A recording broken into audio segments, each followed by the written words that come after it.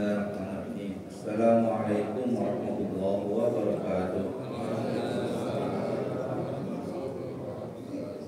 Innal hamdalillah nahmaduhu wa nasta'inuhu wa nastaghfiruh wa na'udzu billahi min shururi anfusina wa min sayyiati a'malina. May yahdihillahu fala mudilla lahu wa may yudlil fala hadiya lahu. Asyhadu an la ilaha illallah wahdahu la syarika lahu wa asyhadu anna Muhammadan 'abduhu wa rasuluhu la nabiyya ba'dahu. Allahumma shalli wa sallim wa barik ala nabiyyina Muhammadin wa ala alihi washabihi wa man walahu. Berniat kita dalam masjid ini meneruskan iktikaf kita, mendekatkan diri kepada Allah, dan masih ada waktu di depan kita panjang 42 menit menjelang terbit matahari dan ditambah beberapa menit setelahnya untuk waktu isyraq. Kita niatkan juga untuk menuntut ilmu di sisi Allah. Amal menuntut ilmu itu dinilai sebagai amal fi sabilillah. Dalam 1/3 sekarang kita berada dalam tadabbur ayat Al-Quran, meneruskan kajian kita bulan lalu dari surah An-Nisa, di mana ayat bagian terakhir catatan saya sampaikan terkait ayat yang sudah mulai. Ayat ini membahas tentang perilaku orang-orang munafik. Di dalam ayat ini, di ayat terakhir waktu itu, ayat 107-108, dalam ayat itu Allah berfirman, dan minasyaitonirrajim, bismillahirrahmanirrahim, innal ladzina amanu tsumma kafaru tsumma amanu tsumma kafaru tsumma zadu kufra lam yakunillahu liyaghfira lahum wa la liyahdiyahum sabila basyiril munafiqina bi anna lahum adzaban alima. Sesungguhnya orang-orang yang beriman, kemudian dia kafir, kemudian dia beriman, kemudian kafir, kemudian makin kafir, Allah tak akan mengampuni mereka dan tidak akan menunjuki mereka ke suatu jalan keselamatan maksudnya. Lalu di ayat 138, basyiril munafiqin bi anna lahum adzaban alima. Kalau terjemahan artinya basyir itu beritakan gembira. Tapi normalnya kalau berita gembira itu kan kesenangan. Tapi ini kan bahwa mereka akan mendapat azab yang alim, azab yang perih. Dalam pembahasan bahasa basyir itu sendiri sebenarnya, kenapa digunakan kata basyir itu berita gembira maknanya? Padahal kata al-basyarah itu kulit. Apa hubungannya gitu? Kira-kira dan dijelaskan dalam kitab tafsir. Orang Arab yang ekspresikan berita gembira. Jadi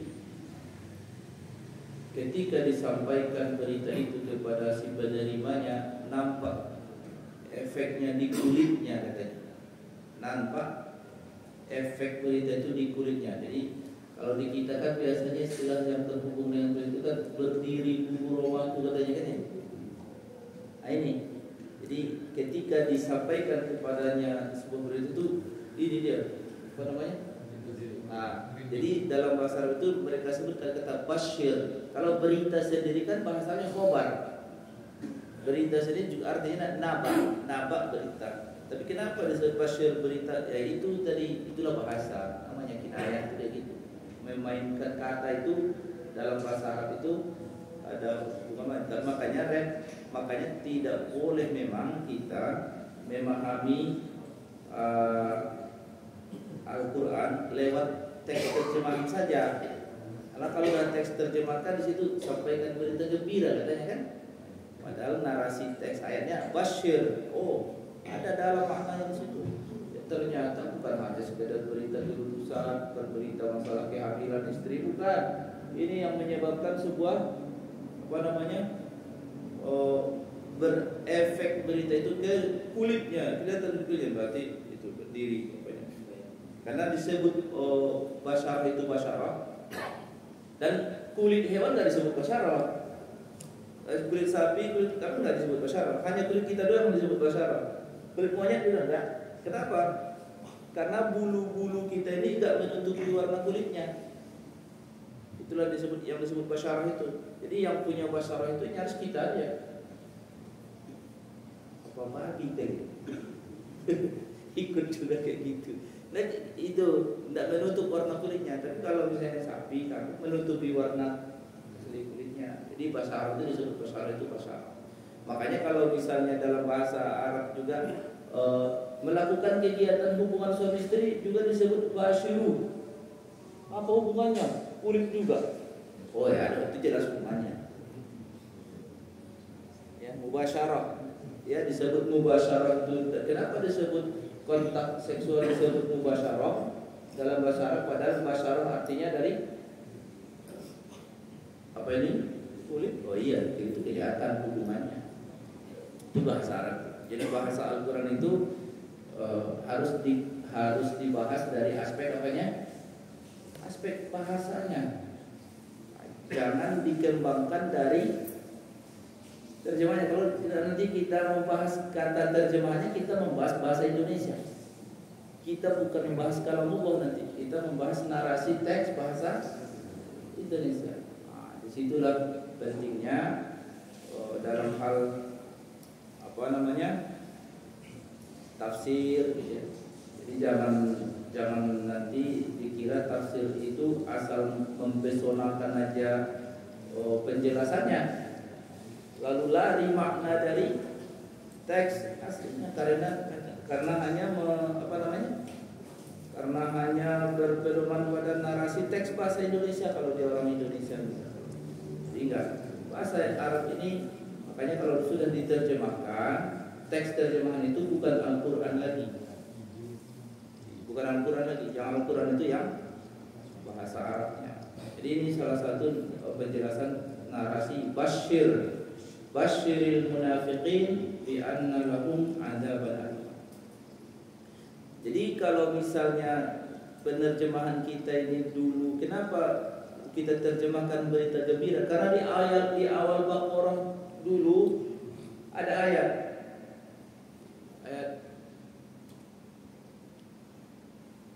di awal Baqarah itu yang menceritakan berita tentang wa basyiril ayat 25. Wa basyiril ladzina amanu wa 'amilus shalihati anna lahum jannatin tajri min tahtiha al-anhar. Di sini pangkal terjemahannya kita terjemahkan dengan apa? Berita gembira.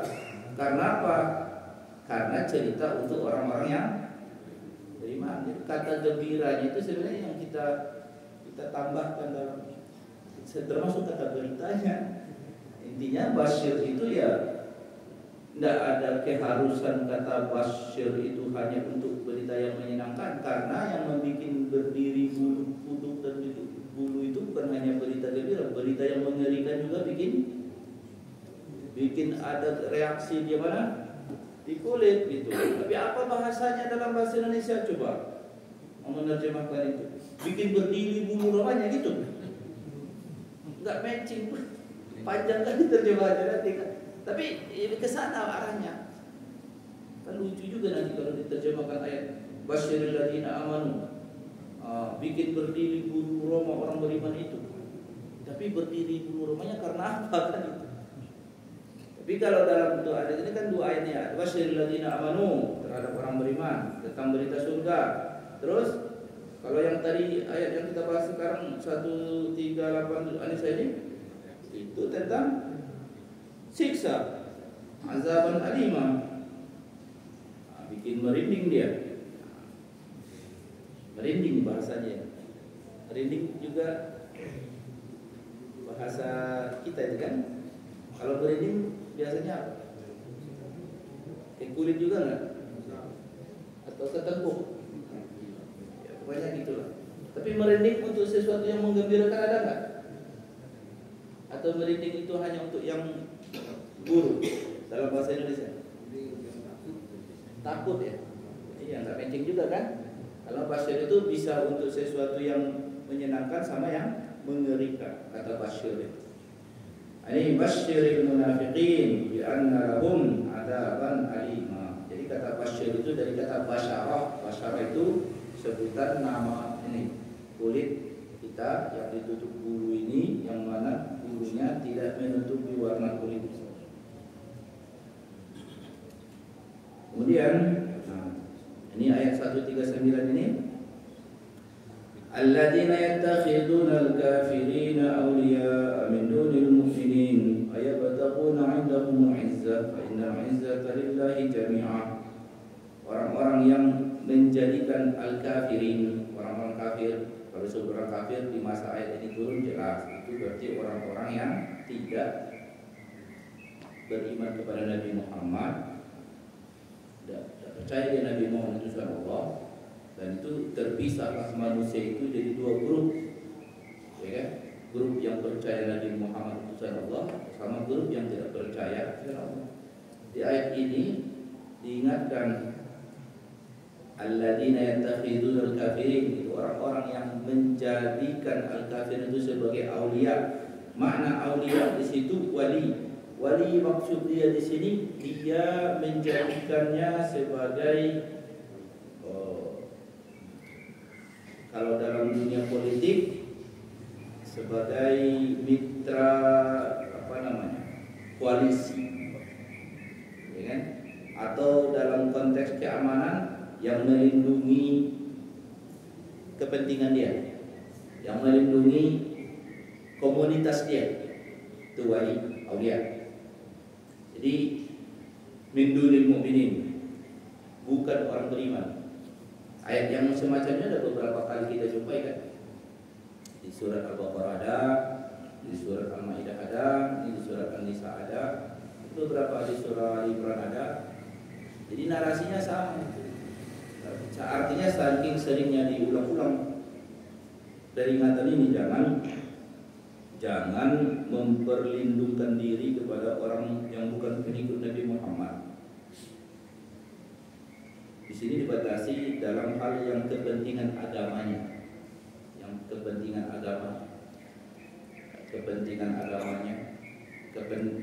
agama itu sesuatu yang mencakup di dalamnya kepentingan sosial. Kalau masalah urusan bekerja sama, seperti bekerja sama dalam hal perdagangan, tidak ada masalah ya. Tapi kalau membuat ketergantungan ya, yang memberi jaminan atas ini, dia usah. Ini ayat ini tidak pernah dinasakh ayat ini. Memang begitu pengamalannya di masa Nabi masih hidup. Dalam salah satu tafsir yang di sini disebutkan begini, dapatkan ada suatu peristiwa di waktu peristiwa perang, ada seseorang join dalam barisan Nabi Muhammad itu, warga dia musyrik, dia belum pernah menyatakan percaya kepada Nabi Muhammad sebagai Tuhan. Mungkin karena ada kawan-kawan dia di situ, join dia. Terus Nabi tahu dia ini kok bisa ikut dalam rombongan. Terus Nabi bilang, kamu nggak usah ikut. Kata Nabi sama bapak itu, karena kami tidak minta tolong sama orang musyrik. Itu. Jadi satu orang padahal cuma. Jadi tidak kesempatan nih buat bantu kita, tidak begitu.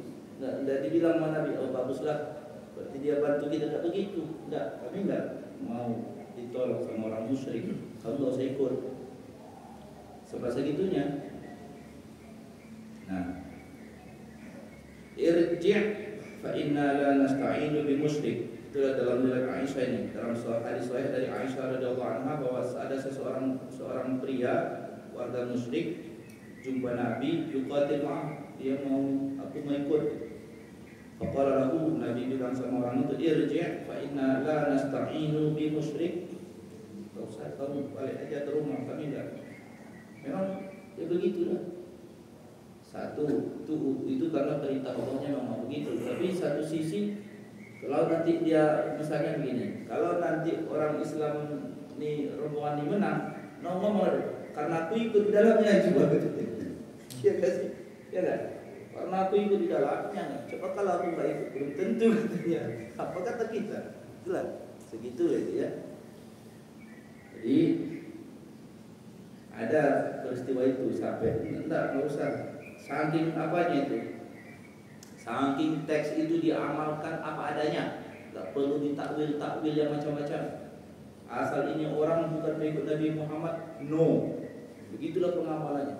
Jadi jangan dikembang-kembangin, dilapang-lapangin hadis itu lagi. Memang sempit ayat ini untuk pengamalannya. Tak bisa nanti misalnya nih, zaman-zaman waktu kemarin pemilu kan ayat-ayat macam ini juga yang keluar kan. Memang susah kita mengelakkan ayat ini. Nah, tapi kan itu kan maksudnya diterjemah. Ada kemarin terjemahnya itu kan teman dekat, bukan pemimpin, kan? Jangan kan jadi prajurit bukan pemimpin. Pemimpin dia, enggak kan? Prajuritnya. Enggak ada aninya, enggak ada komandan pun enggak dia di dalam. Enggak usah ikut kata Nabi kan. Jangan kan jadi calon kepala. Nah, kemarin muncullah tafsir jalanan kan. Tafsir jalanan itu untuk melapangkan opini publik lah ibaratnya, supaya direstuilah bapak ini jadi calon, supaya nanti terpilih dia jadi kepala daerah, bahwa jangan ada rintangan di hati para pemilih dari ayat-ayat ini, bahwa dimainkanlah maknanya. Itu bukan pemimpin maksudnya, itu kan teman dekat, bukan. Tapi kan ada juga nanti, ya nggak berlaku ayat itu, kita kan negara demokrasi misalnya gitu. Enggak bisa juga. Orang Muslim itu lebih tinggi baginya kitab suci daripada konstitusi. Nggak bisa lah, nggak agak repotnya itu orang Muslimnya kalau diajak yang kayak gituan. Jadi kalau misalnya bagus, siapa tuh? Ketika ditanya si LBP namanya kan katanya. Tanya bapak enggak berminat jadi calon presiden, dia tahu diri, enggak mungkin aku jadi ini. Tahu diri dia, enggak lah, dia diambil posisi yang di balik layar aja kan. Itu bapak. Jadi ayat ini banyak yang semacam ini. Memang enggak bisa dimainkan ayat ini lagi. Susah, mau dikelok-kelok kemana juga, mau dibikin digocek kemana pun main bola garang, enggak bisa lagi pak. Memang orang Muslim itu harus bersama orang Muslim, ya. Asal Muslim aja, padahal fasik pun nggak apa-apa. Segitunya, iya deh. Fasik pun nggak mudah, fasik tuh. Ya. Tapi Muslim pengikut Nabi Muhammad. Kalau bisa pula Muslim yang soleh, mengerti Quran hadis, ya kan? Track record bersih, indah sekali. Anak Imam Mahdi jalan-jalan kan? Enggak. Kenyataannya saya enggak begitu memang. Tapi ya standar minimalnya orang beriman itu dilarang, ya. Diancam di sini. Orang yang menjadikan kafir sebagai wali bukan orang beriman, diambilnya ayat tahuna indahul izzah fa innal izzata lillahi jami'an. Apa mereka mencari sandaran kegagahan? Izzah ini gagah. Apakah mereka mencari kegagahan lewat orang-orang tak beriman itu? Padahal kegagahan itu milik Allah SWT. Jadi maksud itu tadi, terpesona kadang dengan pengaruh. Ini mungkin faktor, kalau diajak join ini, kalau kita ini, ini kita pasti ini. Tak pernah, dan kenyataannya begitu. Kenyataannya apa nanti orang Islam dapat izzah gara-gara bersandar, dapat dukungan dari orang kafir, berakhir kepada kehinaan. Bahkan di zaman sekarang juga gitu ada. Ya mereka tidak senang lah dengan orang yang beda grup dengan dia. Gimana mereka akan ikhlas, bahasanya kan apa sih ikhlas dalam arti mereka? Tidak mungkin. Ada kepentingan ya. Kalau mereka mau lah pasti, karena mereka mendapatkan kepentingan gitu kan. Bahkan di abad modern ini juga sama, kelas negara lah. Ini kan memang ini bukan kelas individu sebenarnya, ini kelas rombongan ini. Kelas rombongan ummah. Jadi kalau cuplikannya dalam konteks bernegara ya nggak boleh menggantungkan perlindungan kepada kita sejauh ini kayaknya kalau di Indonesia dalam hal keamanan enggak kita melindungi apapun. Bahwa kita membeli senjata ke orang yang tak beriman, iya kita beli karena kita nggak bisa bikin dengan masalah, ya kan? Beli kita. Tapi kalau misalnya bikin aliansi kita dalam perlindungan dia, enggak. Sejauh ini Indonesia kayaknya enggak. Tapi kalau negara tetangga ya seperti misalnya Singapura, Filipina, mereka harus mencari wali mereka. Dapat mereka mengangkat wali dari Amerika, mana yang mereka tidak beriman kepada Allah dan Rasulnya.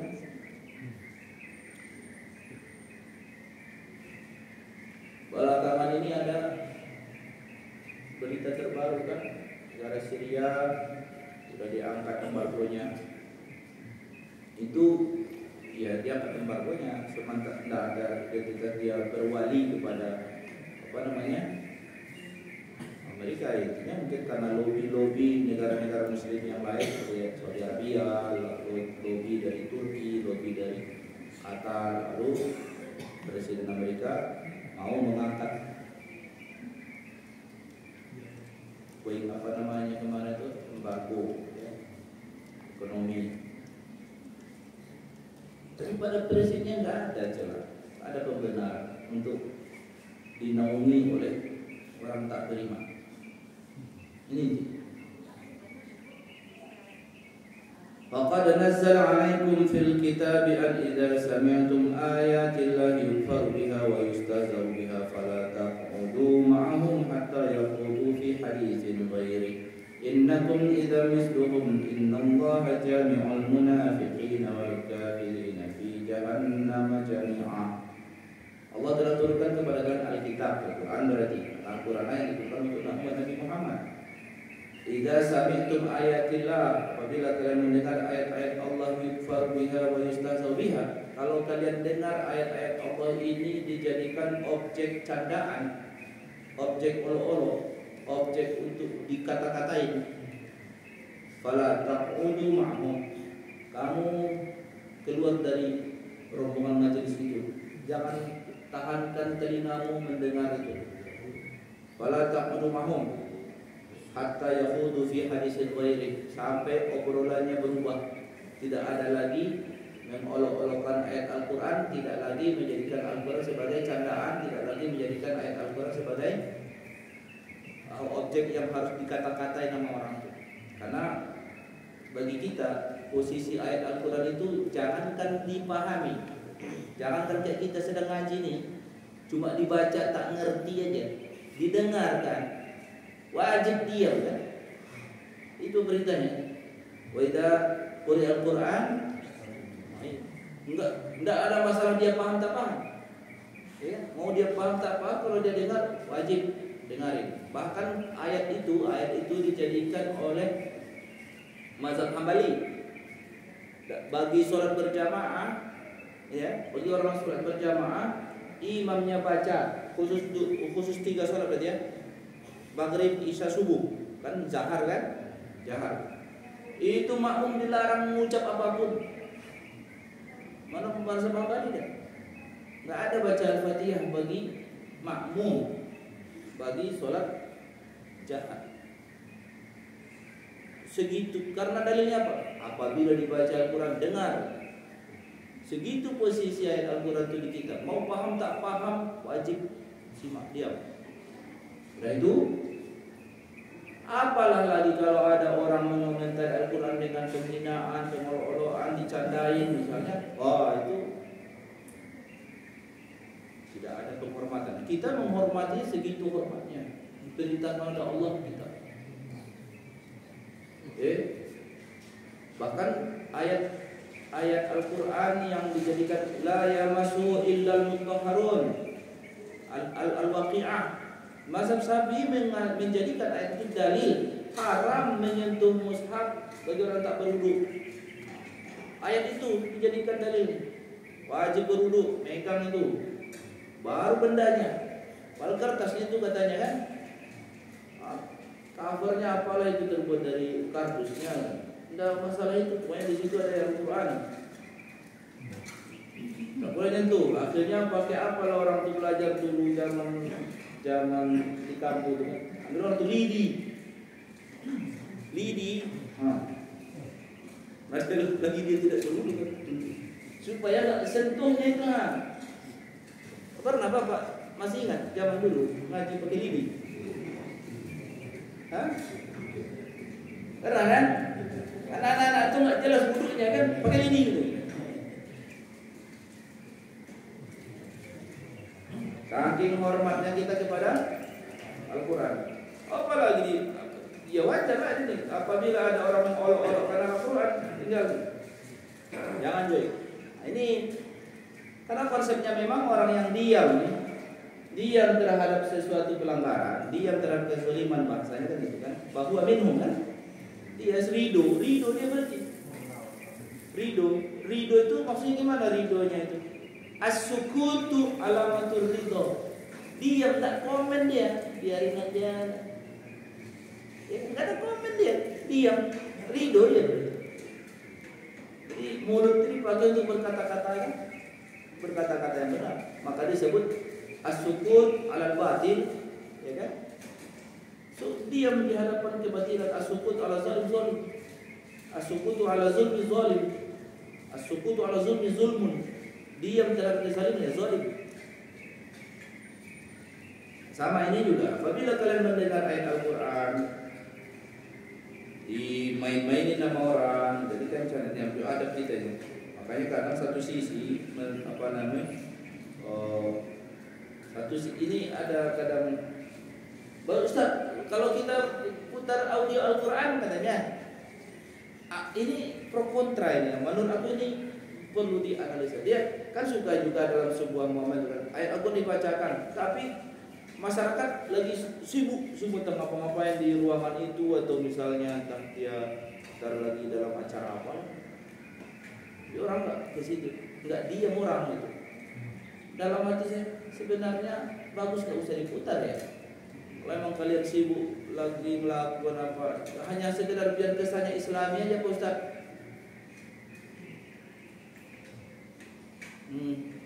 Kurang cocok ya. Kalau aku pribadi ditanya, kalau saya Al-Quran cari yang lain aja lah. Mungkin kasidah aja. Kalau memang harus ada bunyi-bunyian kan gitu. Toh kalian di dalamnya, kalian nggak mendengarkannya. Kalian ngobrol juga, kalian asik bekerja, ngapa-ngapain, kasih kalau kesibukan, gitu kan?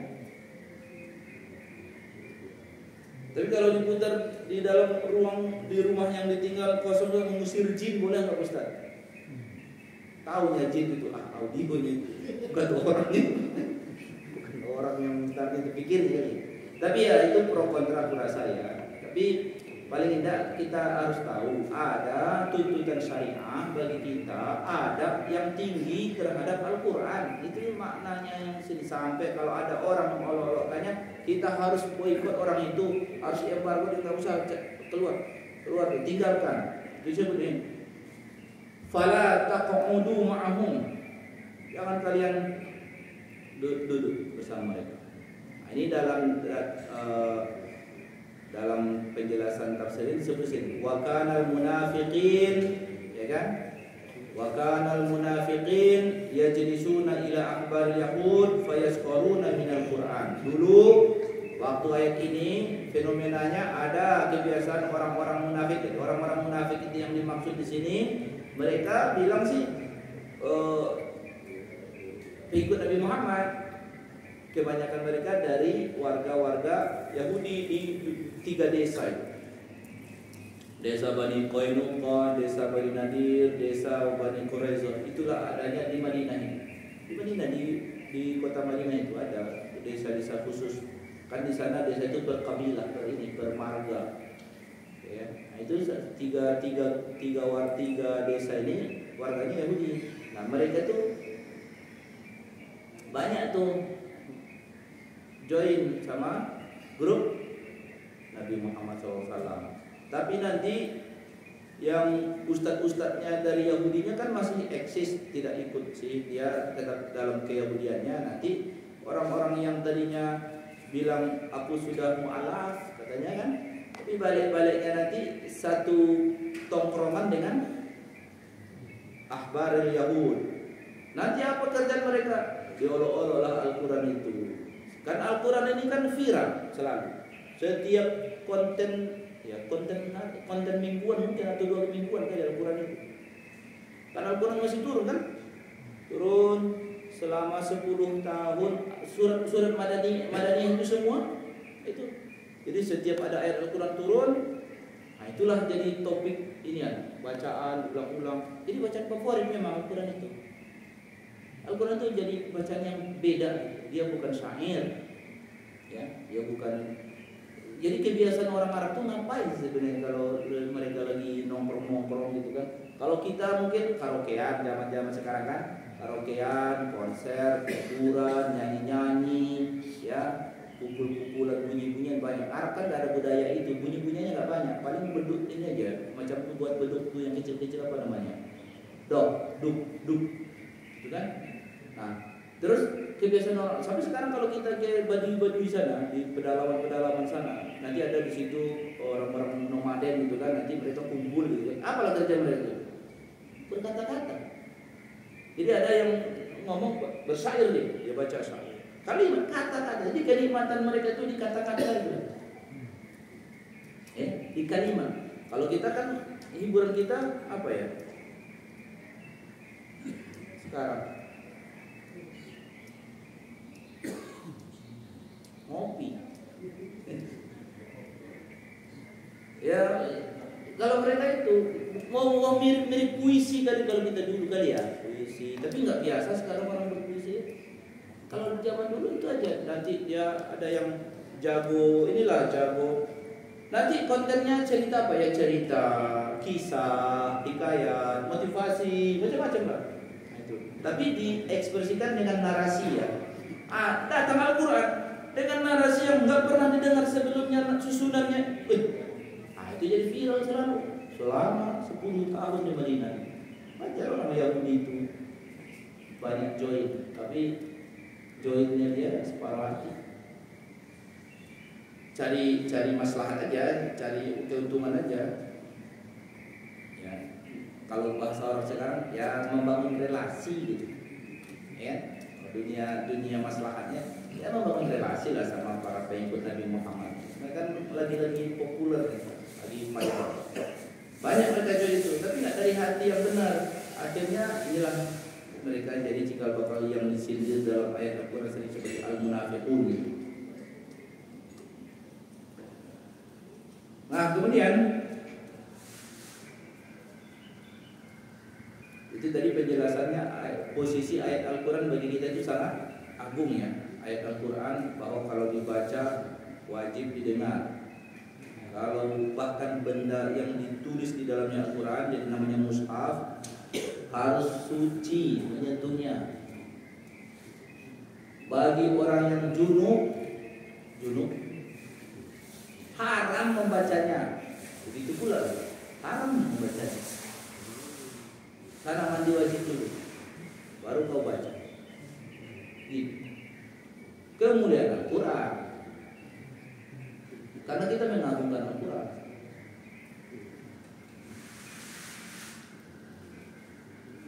Jadi diolok-olok orang, terus kita cuek aja. Nggak boleh ada sikap kayak itu. Sikapnya harus mengagungkan Al-Quran. Jadi nggak boleh keluar.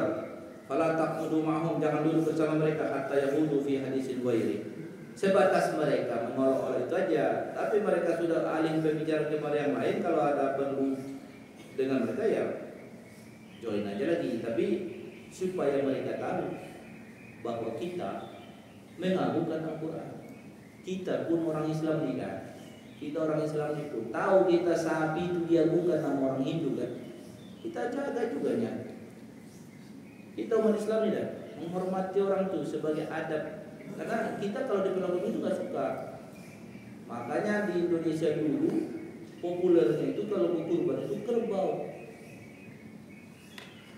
bukan sapi. Kenapa? Menjaga perasaan orang Hindu. Karena secara harfiah kerbau bukan sapi, meskipun itu satu keluarga. Tapi kita kita alihkan ke kerbau. Masuk dalam kata bakor juga, kok dia ternak juga. Supaya apa? Ya, supaya harmoni aja.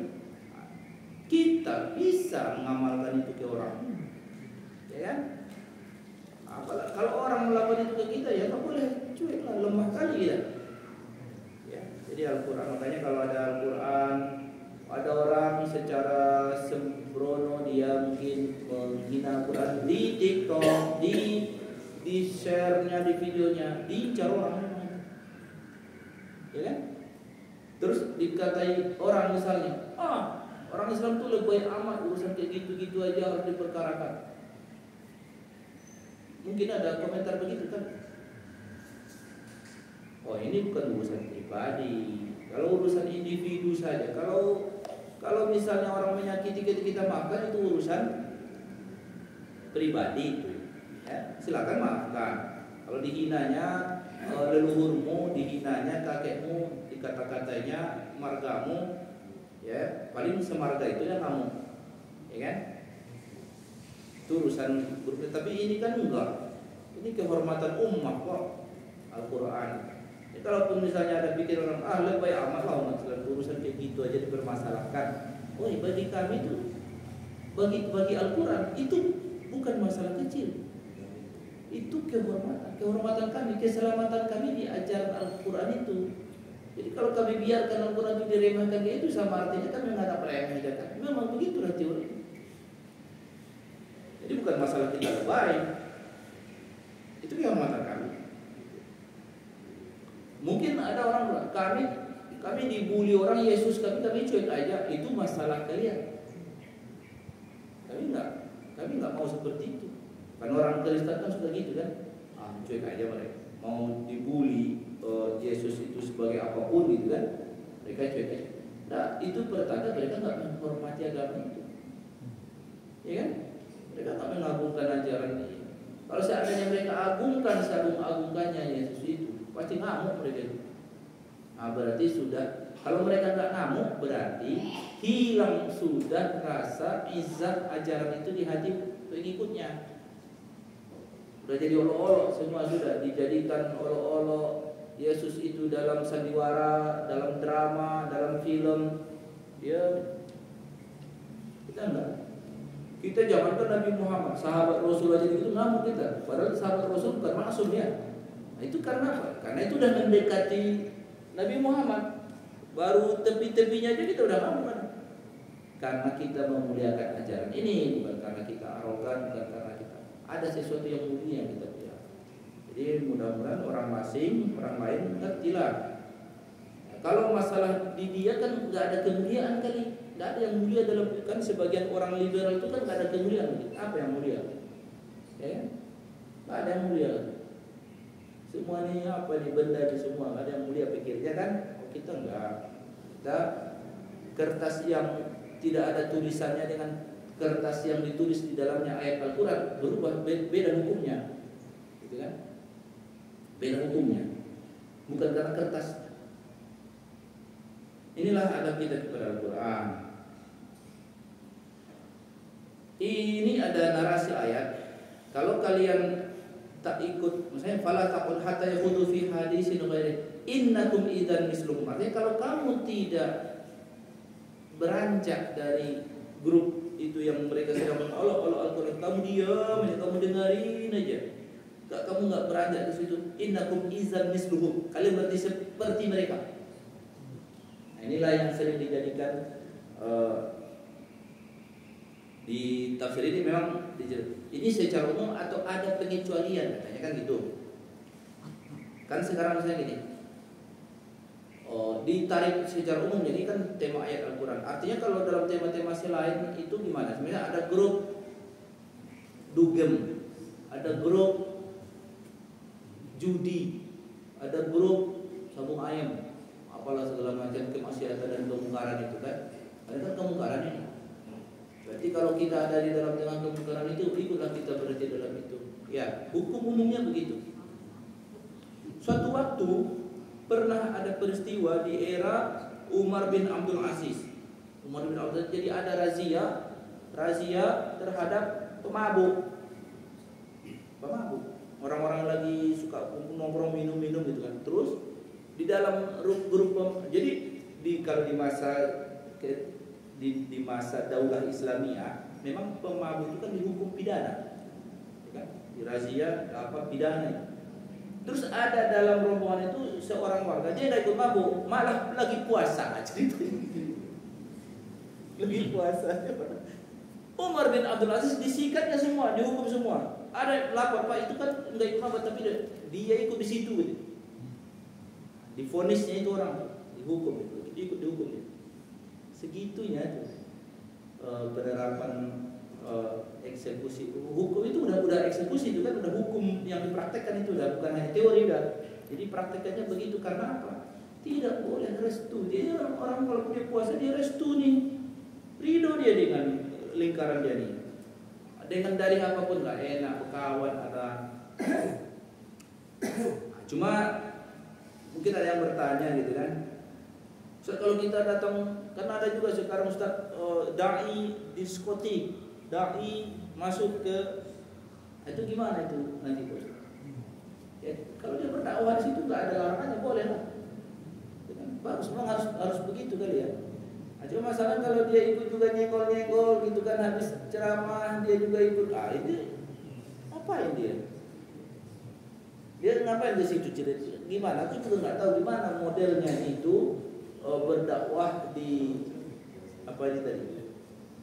Gimana tata caranya dilakukan itu? Apakah sebentar, stop dulu, aku mau ceramah dulu, nah, kalian dengar dulu, habis itu aku keluar atau habis itu aku masih di situ? Gimana sebenarnya? Ya. Kalau aku masih di situ ikut lagi menikmati hiburan-hiburan di situ, nggak ada aku gunanya. Aku merido itu berarti lain cek. Coba lakukan seperti masuk situ kan, hadirin hadirat, ini kemungkaran semua, dosa kalian ini, taubatlah. Dilemparin orang kau dengan botol jadi itu. Habis itu kau keluar. Besok dia halangi satpam, nggak bilang bapak ini mau bikin ribut di sini kan? Kata satpamnya pastilah. Jadi kenapa bisa dia awet di dalam? Ngapain dia kira-kira? Ikut join kan? Enggak benar lah kalau begitu. Ikut deh hiburan betul.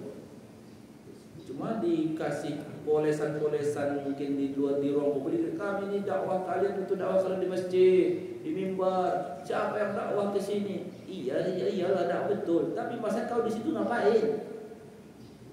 Gitu kan? Bisa nggak kau datang terus kau keluar lagi? Ini enggak, kau nikmati kesenangan di dalam. Bisa, nggak jadi itulah. Innakum idam misluhum, ya.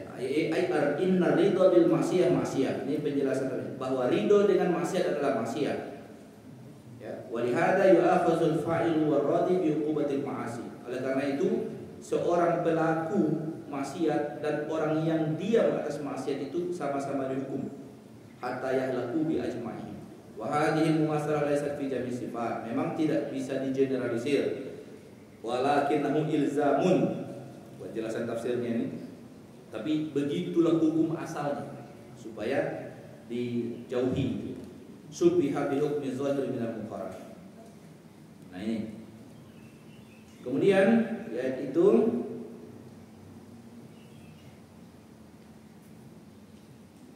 innallaha jami'ul munafiqina wal kafirina fi jahannam jami'a. Ini tadi kan sini orang munafik yang mengolok-olok ayat Al-Quran kan, dia mereka tadi ngaku pengikut Nabi Muhammad, tapi balik-balik ke kumpulan ngobrol komunitas ininya kepada pemuka-pemuka agama Yahudi. Nanti ayat Al-Quran dikomentari negatif di situ, terus mereka munafik. Nah di sini disamakan munafik dan kafir itu sama. Karena yang menentukan itu batinnya, bukan zahirnya. Nah, kalau zahirnya mereka ini kan bersyahadat, munafik ini bersyahadat, mengaku la ilaha illallah Muhammad Rasulullah, tapi menikam dari belakang, menggunting dalam lipanan, lain di mulut, lain di hati. Nah, yang Allah kalau hukum di dunia memang fakta zahirlah yang menjadi dasar keputusan hakim. Tidak boleh dia menduga-duga batin, nggak ada. Itulah bedanya pengadilan. Makanya kalau dalam dunia pengadilan dunia namanya kebenaran material. Istilahnya ada kata materialnya. Kenapa disebut kebenaran material? Itu kebenaran zohir, bahwa fakta zohirnya dia bilang dia melihatnya, fakta zohirnya ini buktinya dihubungkan kepada kasus ini. Ini namanya kebenaran material. Kebenaran yang sesungguhnya itu bukan nggak diketahui oleh hakim, nggak selalu diketahui oleh manusia kebenaran yang sesungguhnya atas sebuah kasus. Makanya disebut kebenaran material. Jadi kalau dalam hukum dunia, hukum alam, dalam kehidupan inilah yang nggak ada kemunafikan. Semua apa fakta zohir aja. Kalau zohirnya dia KTP-nya muslim, muslim. Bahwa dia syarat dia berhukum Islam, Muslim. Dah, itulah fakta zohir. Tapi ingat, fakta zohir ini bukan penentu keselamatan. Bukan itu penentu keselamatan. Yang sebenarnya tentu apa yang di ilmu Allah lah nanti. Makanya disebut di sini al-munafikin dan al-kafirin dalam satu wadah, yaitu fi jahannam jami'ah semua. Karena kebenarannya bukan kebenaran material itu, kebenaran hakiki. Bagaimana di ilmu Allah? Ternyata orang ini lain di mulut lain di hati. Katanya pengikut Nabi Muhammad. Inti di dalamnya tidak. Itu salah satu, makanya dalam istilah hukum Imam Syafi'i, kaidah hukum dalam ini disebut nahkumu bil zawahir. Kita ini hanya memvonis perkara-perkara yang fakta zahir saja, fakta materi saja. Wallahu yatawalla sarair, biar Allah yang nanti menentukan urusan. Kaidah hukum kita itu.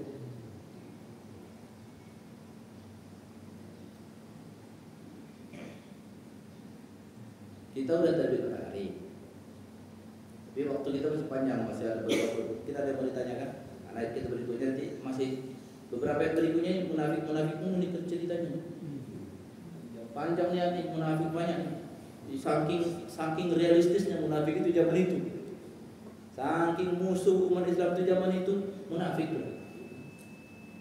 Oh iya, tadi ada satu keterangan yang belum saya sampaikan. Itu ada keterangan terkait ayat tidak boleh orang kafir itu. Wala yaj'alallahu ala apa? Oh tapi nanti ayat itu wala yaj'alallahu ala kulli sabila. Nih, nanti deh. Wala yaj'alallahu lil kafirin ala mu'minina sabila. Itu ayat 141 kan. Berikutnya. Mungkin ada yang bertanya? Ya. Assalamualaikum warahmatullahi wabarakatuh. Waalaikumsalam warahmatullahi wabarakatuh.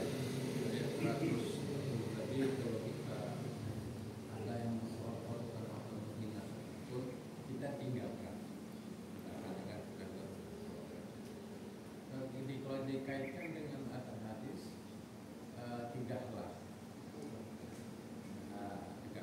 dengan tanganmu atau paling dia di sini kita disuruh keluar gitu. Kalau ini kan gimana anunya korelasinya? Mungkin terima kasih. Waalaikumsalam.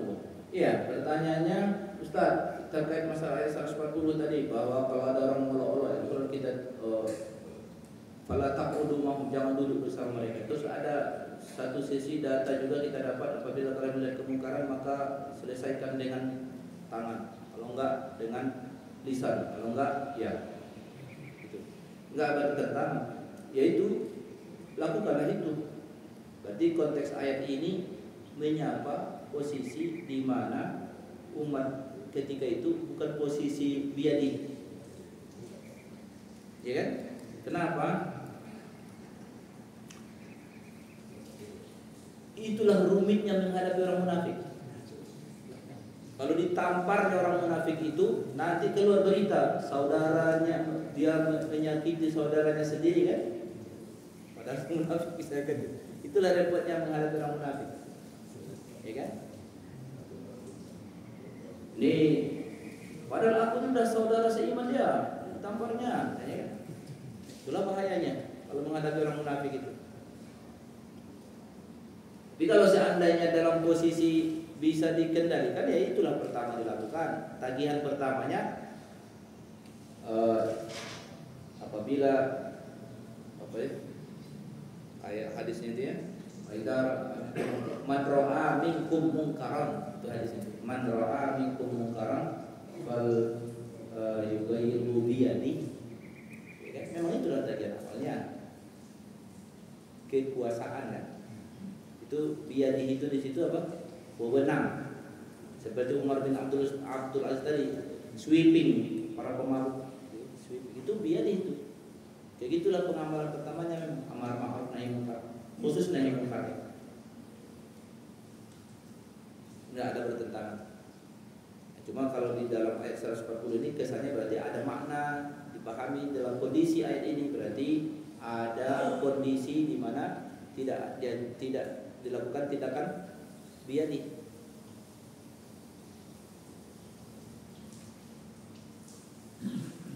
Tapi bahwa kalau dia ada kuasa ya harus. Kita yang lain.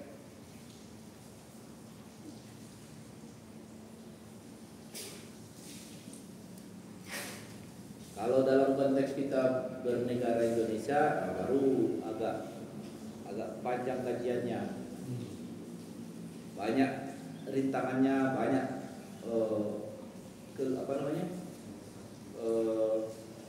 penghalang-penghalangnya, antara lain ya konstitusi, ya kan? Bahwa tapi satu lagi gini, karena cerita kemungkaran nih, supaya kita juga tahu tentang kemungkaran itu yang boleh ditindak baik oleh yang berwenang itu hanya untuk perkara yang muttafaq alaih, yang benar-benar mungkar tidak ada khilaf atas itu. Kalau bahwa satu pihak berkata itu kemungkaran, tapi sebagian kaum muslimin memandang itu bukan kemungkaran, nggak boleh. Itu adabnya. Jadi jangan nanti aku menumpas kemungkaran, tapi versi dia yang dipandangnya kemungkaran disikatnya semua, tidak bisa begitu. Karena kemungkaran ini hanya di ruang publik saja, kebijakan publik sifatnya, tidak boleh yang tidak punya wewenang. Makanya muttafaq alaih, harus yang mungkar valid, yang tidak khilaf padanya. Apa makna ada kemungkaran yang khilaf padanya? Musik menjadi kemungkaran yang khilaf. Ada yang bilang itu mungkar, ada yang enggak. Enggak bisa di sweeping aja orang memetik gitar lagi. Ya.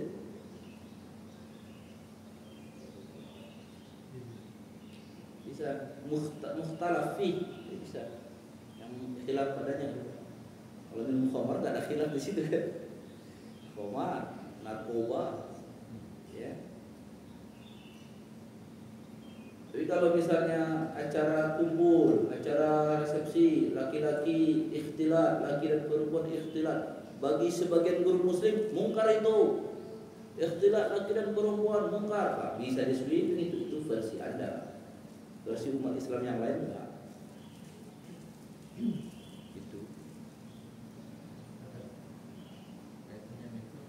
Tapi ada hadis yang mungkin barang siapa meniru pakaian laki-laki perempuan kayak laki-laki. Iya. Itu khilaf lagi itu nanti pakaian, apalagi pakaian ruang khilafnya banyak kali. Kecuali di suatu negara itu diterapkan sebuah norma pakaian. Ada pakaian Afghanistan dulu, norma pakaian dibikin. Keluar dari norma itu mungkar berarti. Arab Saudi pernah dulu norma pakaian dibikin buat perempuan. Ya kan? Ada normanya dibikin di perdanya, di peraturan warganya. Jadi diaturkan, memang diaturkan. Ya sudah, warga Arab Saudi keluar ya begitu semua. Ruang publik ya, di ruang publik ya. Jika dia tidak berpakaian seperti itu, datang askar mendekati dia, diingatkannya sana pakai pakaian, pakai itu normanya dibikin. Tapi kalau nggak dibikin, kayak kita di Indonesia mana ada norma? Lalu norma pakaian kita kan? secara tertulis nggak ada, hanya norma di kelayakan masyarakat aja. Gitu. Orang kalau misalnya pakai bikini di kolam renang di kita nih, mau gimana?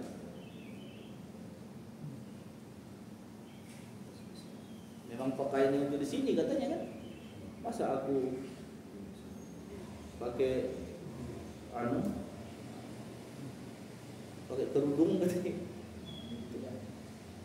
Nah ini jadi untuk urusan amal ma'ruf itu harus ada norma yang ditetapkan. Itu pentingnya kebijakan publik itu. Nah, seperti Aceh misalnya, dia bikin normanya. Perempuan harus tutup aurat dengan bahasa jilbab, gitu ya, kerudung, ya. Dengan standar mereka bikin ukurannya di sana. Mereka bikin ukurannya, mereka bikin standarnya. Kalau ada di luar standar itu datang polisi syariah, dicegahnya, diingatkannya. Ya. Jadi salah satu pentingnya dalam ruang publik kita umat Islam ini adanya kebijakan Amirul Mukmininnya, imamnya, sultannya untuk melindungi kema'rufan yang ma'ruf diekspresikan di ruang publik sama menekan menghambat terjadinya kemungkaran di ruang publik. Jadi kemungkaran itu hanya di ruang publik saja.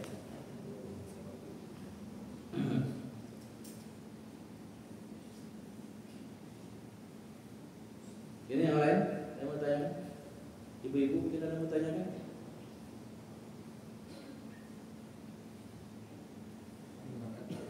Ya, itu apa-apa. Kita masih santai nunggu waktu isyarat aja. Ini ada kebijakan penguasa ya, di Jawa Barat. Kebijakan penguasa di Jawa Barat, gubernur, kepala daerah. Ya, itu yang kebiri laki-laki. Itu bukan kebijakan itu komentar dia saja.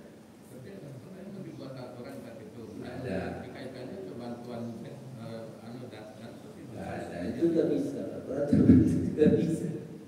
Nggak sampai ke level peraturan. Kalau nggak salah di videonya aku simak, dia ada bapak-bapak anaknya berapa? 11. Iya kan? Anaknya 11, tingkat sosialnya miskin. Tapi ini beranak mulu. Gitu. Ini lalu dia komentari, ini kalau aku kasih bantuan sosial ini harusnya dikebiri ini orang ini karena dia bikin anak mulu. Itu enggak jadi kebijakan, enggak. Setahu saya enggak. Tapi kalau seandainya jadi kebijakan enggak.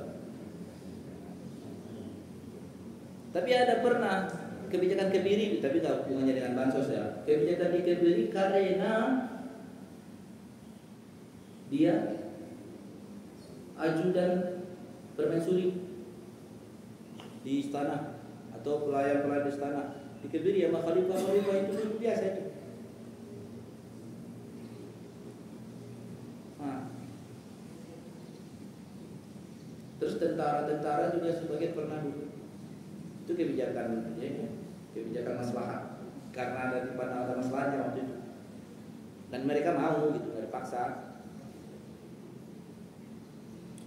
Tapi tar dulu, kalau dikebiri itu apanya sih yang dilakukan?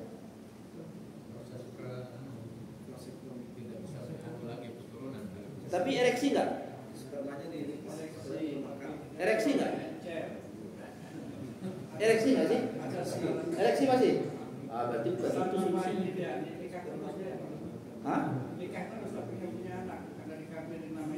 Oh, itu. Wah, ini nggak bisa itu kalau untuk mengamankan permaisuri, bahaya itu. Tapi dia mau si bapak. Itu kebiri. Vasektomi berarti. Aku pikir kebiri itu dulu nggak ereksi lagi. Enggak, malah lebih kencang. Wis.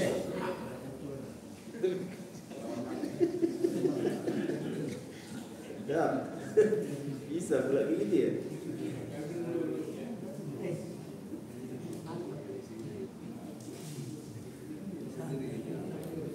Oh, enggak, kalau yang dulu yang ku cerita seperti apa? Kayak itu enggak ereksi gitu. Itu diapain nanti? Vasektomi masih ereksi kan? Ada gitu, bisa. Oh jadi nggak ada pemandangan darat ke situ lagi, bisa ya? Nah itu berarti kalau di dunia pelayan dulu gitu. Tapi atas kerelaan dia lah.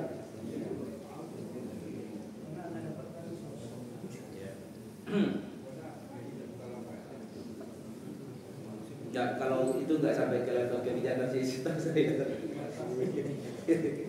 Nggak sampai. Baiklah.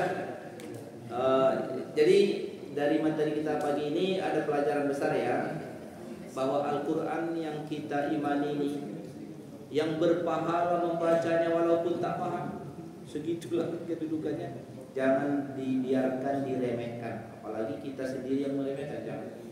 Jadi adab-adab terhadap Al-Quran itu banyak jadinya, banyak adab terhadap Al-Quran, baik kepada bacaannya secara yang tidak berupa fisik atau kepada bendanya yang dituliskan padanya Al-Quran, adabnya banyak. Sehingga seperti misalnya jangan meletakkan Al-Quran di lantai, katanya kan. Nah itu satu posisi dengan pijatan kaki. Oh ya, kita muliakan Al-Quran. Karena apa? Yang kita muliakan itu kalamullah, karena kita mentauhidkan Allah. Karena itu dia betul. Bukan kertasnya, bukan. Itulah adab namanya. Itulah namanya tatanan adab itu yang kita lakukan. Mudah-mudahan nanti mendapatkan hidayah kita, taufik. Semakin kita muliakan Al-Quran, maka kita dapat kemuliaan juga dari Allah Subhanahu wa Ta'ala. Itulah harapan. Sampai ayat 140 kita lanjutkan bulan depan 141.